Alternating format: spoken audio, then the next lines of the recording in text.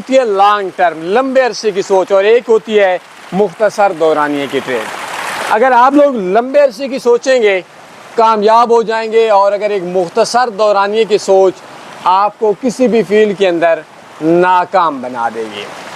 آپ لوگ ٹریڈنگ کے اندر آتے ہیں، آن لائن کام کرنے کے اندر آتے ہیں، تو آپ کی سب سے پہلی جو سوچ ہوتی ہے وہ سوچ ہوتی ہے کہ میں نے 1 ماہ میں کتنا کمانا ہے، 2 ماہ میں، 6 ماہ میں کتنا کمانا ہے۔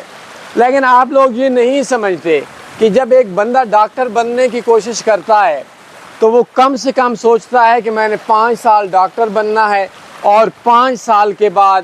میں نے 1 سال ہاؤس جاب پہ لگانا ہے، اور پھر میں نے کمانا ہے 2-4 سال کے ایکسپیرینس کے بعد میں نے اپنا ہاسپٹل بنانا ہے۔ اس کی سوچ لانگ ٹرم کے اوپر ہوتی ہے، اور یہی وہ سوچ ہے جو لانگ ٹرم کے لیے اس بندے کو